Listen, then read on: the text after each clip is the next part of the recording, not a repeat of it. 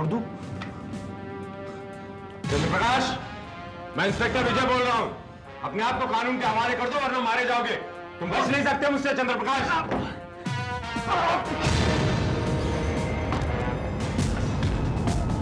रुक जाओ वरना गोली मार दूंगा। I said stop it! Stop it! Come on, catch him, man! Catch him!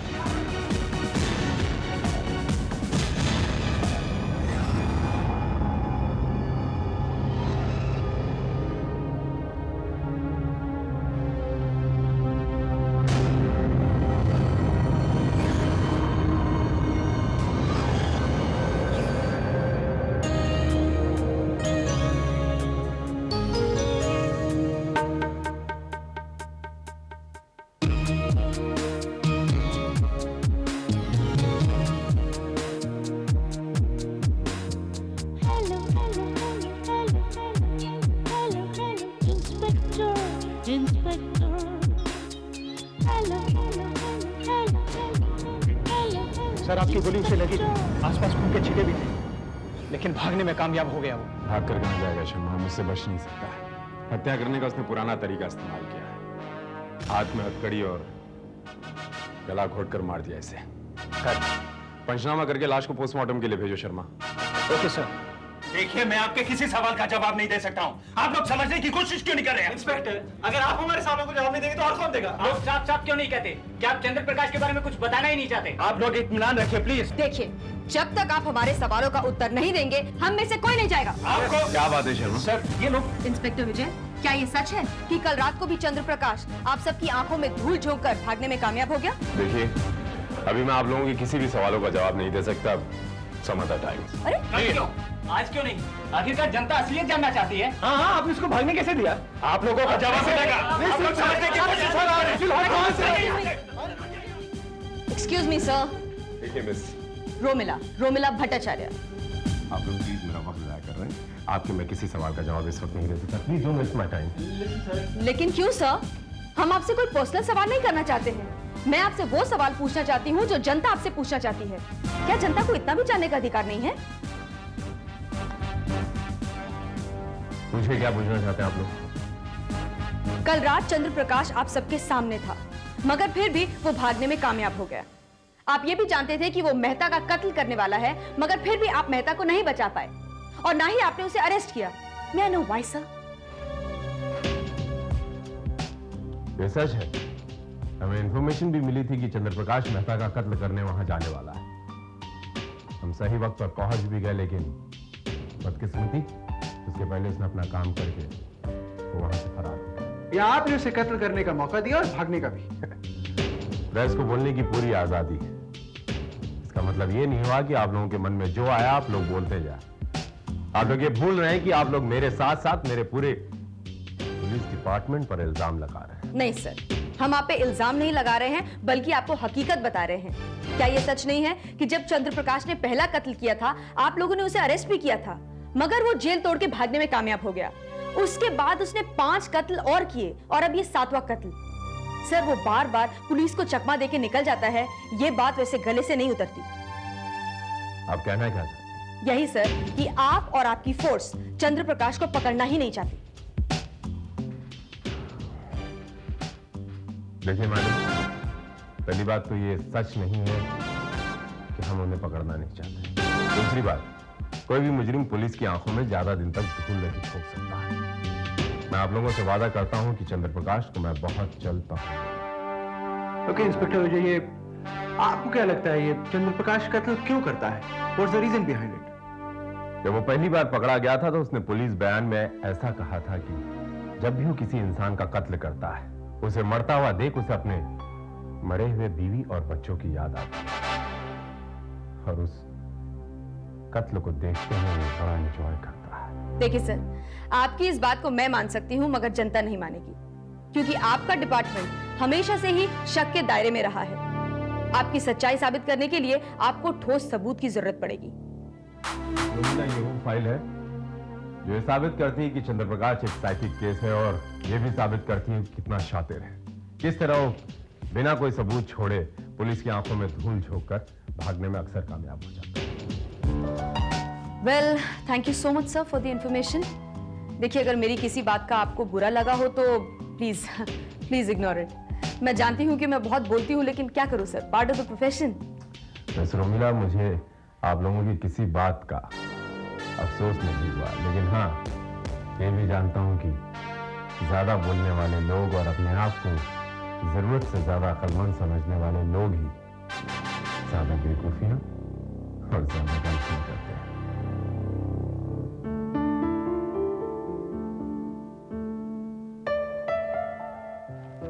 Welcome Romila, welcome. हमारे न्यूज़पेपर आज का तहलका को नाज है तुम पर। Come, have a seat. Thank you sir. अब आप देखिएगा सर, मैं चंद्र प्रकाश पर ऐसा आर्टिकल लिखूंगी कि हमारे न्यूज़पेपर की लाखों कॉपीज एक्स्ट्रा बिकेंगी। लेकिन तुम्हें ये सारी इंफॉर्मेशन इंस्पेक्टर विजय ने दे कैसे दी? यही तो रोमिला का कमाल है सर। लोग कहते हैं जहां और कोई नहीं पहुंच पाता वहां रोमिला पहुंच जाती है।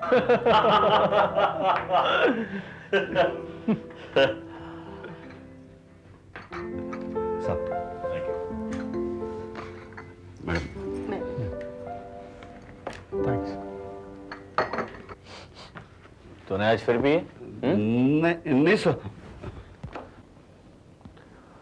ये कमबख्त अपनी सारी कमाई दारू वाले को ही दे देता है। खैर रोमिला, वाकई तुमने वो काम कर दिखाया है जिससे हमारे न्यूज़पेपर की शोहरत में और इजाफा होगा, और हमसे जलने वाले एक बार फिर से हमारी किस्मत पर रश करेंगे, उसे कोसेंगे। वो क्यों सर? वो इसलिए क्योंकि वो सोचेंगे कि काश उनके पास भी एक रोमिला होती, तो वो भी हमारी तरह इतनी जल्दी कामयाबी की सीढ़ियां चढ़ते हुए शोहरत की उस बुलंदी तक पहुंच जाते जहां आज हम हैं। Thank you so much for the compliment. लेकिन सर, मैं इस आर्टिकल पर जल्द से जल्द काम शुरू करना चाहती हूँ। All the best. Thank you sir. Chandra Prakash एक ऐसा पागल और बेरहम कातिल है जो सिर्फ अपने मजे के लिए कत्ल करता है। वो ऐसा क्यों करता है, पढ़िए अगली किस्त में।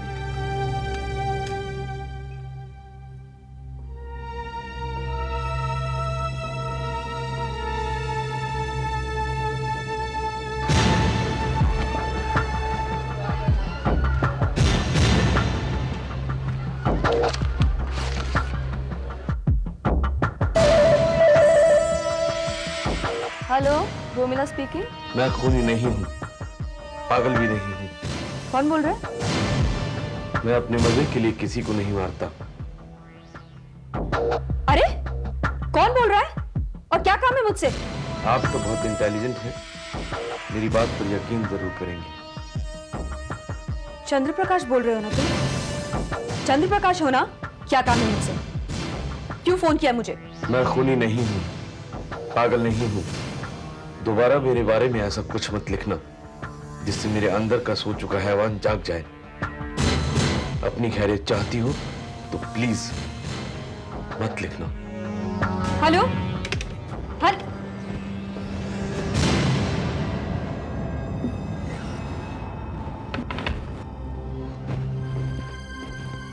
क्या बात, इतना सन्नाटा क्यों है ऑफिस में?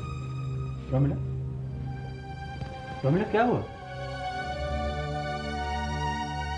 उसका फोन आया था। किसका? चंद्र प्रकाश का। नहीं, किसी ने तुम्हारे साथ मजाक किया होगा। किसी ने मेरे साथ मजाक नहीं किया है। मैं पूरे यकीन के साथ कह सकती हूँ कि वो आवाज चंद्र प्रकाश की ही थी। God, उसकी आवाज सुनकर मेरे तो रोंगटे खड़े हो गए। क्या क्या क्या कहा उसने? उसने कहा कि वो पागल नहीं है और किसी को भी अपने मजे के लिए नहीं मारता है। और उसने साफ साफ लफ्जों में कहा है कि अगर मैंने उसके बारे में लिखना नहीं छोड़ा तो वो मुझे भी मार डालेगा।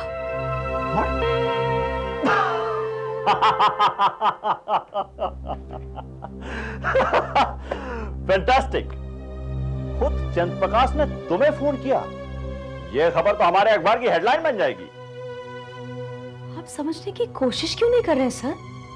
उसने मुझे जान से मार डालने की धमकी दी है। और तुम उसकी धमकी से डर गई। देखो रोमिला, जरूरी नहीं कि ये फोन चंद्र प्रकाश ने ही किया हो सकता है ये हमारे किसी दुश्मन की चाल हो, ताकि तुम डर कर कुछ ना लिखो और वो ये खबर अपने अखबार में छाप सके। देखिए सर, शायद आप भूल रहे हैं कि चंद्र प्रकाश जख्मी है, वो मरा नहीं है। और ये फोन कॉल इसी बात का सबूत है। मैं तो यकीन के साथ कह सकती हूं, वो आवाज चंद्र प्रकाश की ही थी। चलो थोड़ी देर के लिए मान लेते हैं कि ये फोन कॉल चंद्र प्रकाश का ही था। तो क्या हम अपना काम बंद कर दें? उनसे डर कर हम बैठ जाएं?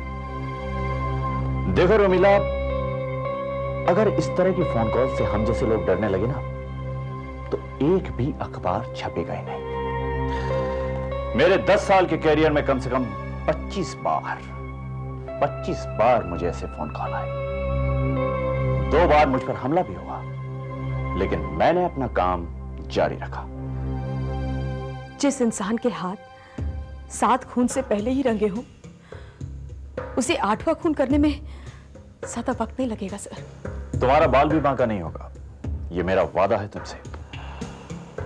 अगर ऐसे धमकी भरे कॉल आते भी हैं, तो हम इंस्पेक्टर विजय की मदद लेंगे। हम उसकी धमकियों से डरेंगे नहीं, बल्कि उसके खिलाफ लड़ेंगे। तुम बेफिक्र होकर अपना काम जारी रखो, कुछ नहीं होगा। Don't worry.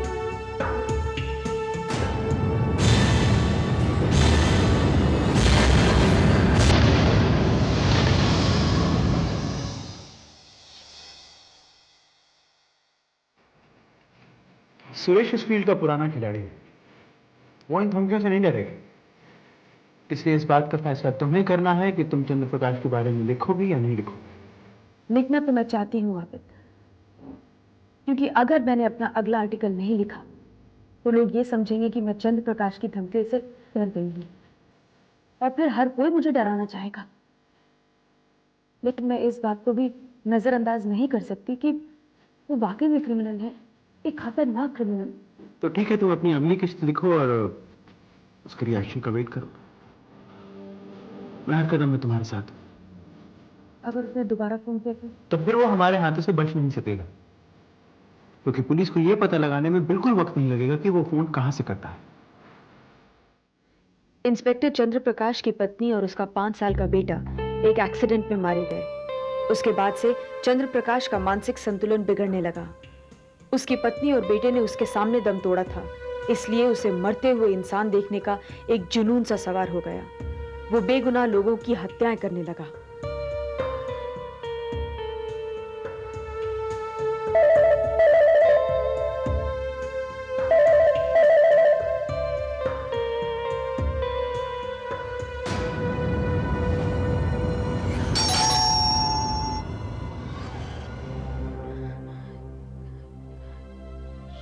कौन? रोमिला, अरे भाई ये दरवाजा तो ठीक से बंद कर लिया करो। थैंक गॉड आप हैं। मैं तो घबरा ही गई थी। अच्छा, वो अगर आर्टिकल लिख लिया हो तो मुझे दे दो, मैं बेचारा हूं, लेता जाऊंगा। और वैसे भी तुम्हारा इतनी रात को घर से अकेले निकलना ठीक नहीं है। जी, आर्टिकल तो रेडी है, बस आप ही को फोन लगाने वाली थी। हेलो। औरों की तरह तुमने भी मेरी बात को मजाक समझ लिया। मुझे पता है तुम्हारी जैसी जिद्दी जर्नलिस्ट इतनी जल्दी हार नहीं मानती। अब अगर तुम मेरे साथ मौत का खेल खेलना ही चाहती हो तो मैं तैयार हूं। तुम चंद्र प्रकाश नहीं बोल रहे हो, और मैं ये बात जानती हूँ। लेकिन एक बात मैं तुम्हें पहले से बता देता हूं कि इस खेल में हर बार की तरह जीत मेरी ही होगी।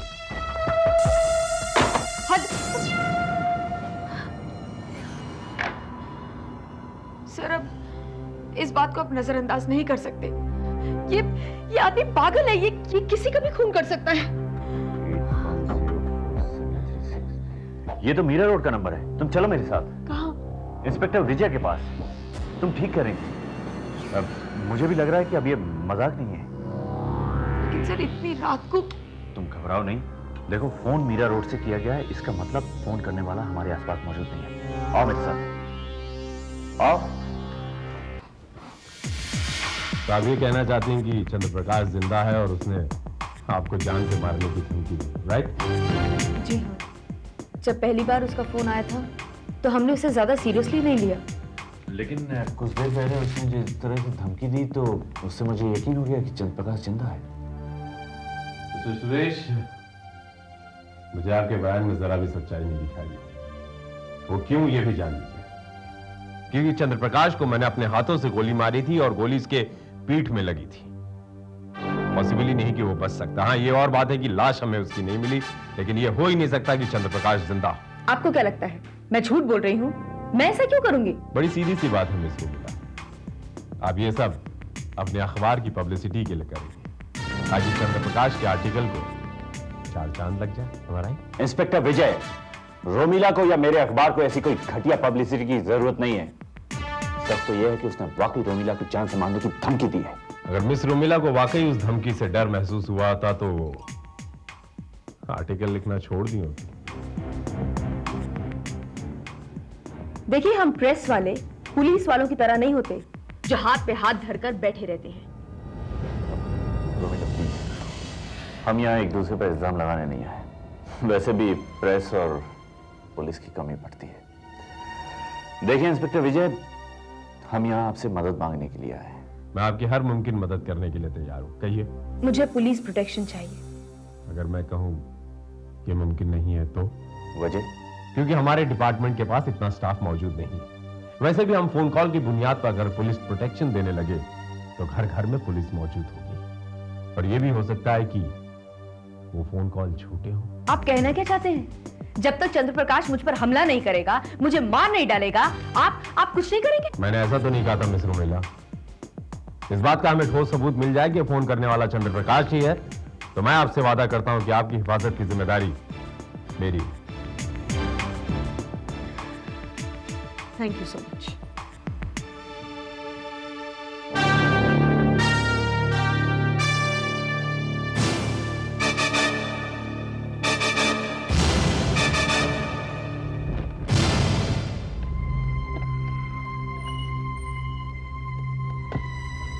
Thank you sir.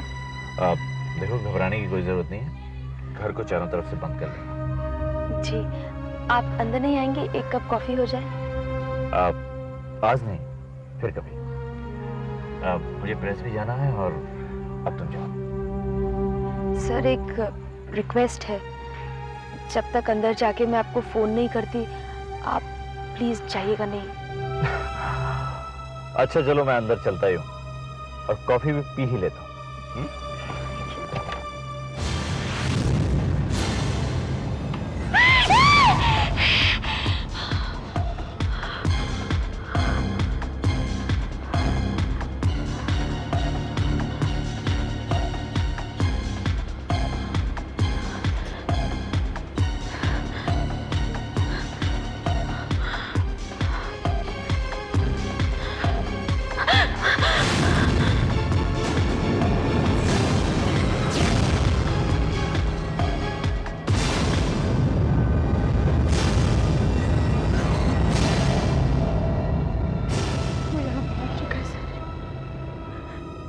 चंद्रप्रकाश यहाँ पहुंच चुका। वो हथकड़ी, ये फांसी का फंदा, ये सब इस बात का सबूत है कि वो सिर्फ वो मुझे नहीं छोड़ेगा। मुझे पता है वो मुझे नहीं छोड़ेगा।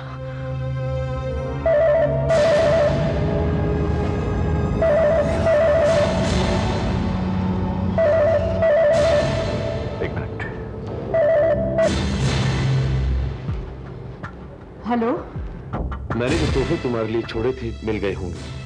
काफी देर तुम्हारा इंतजार किया लेकिन तुम नहीं आई। कोई बात नहीं, फिर मिल लूंगा। तुम्हारे सोफे पर खून नहीं है, वो तो कैचअप है।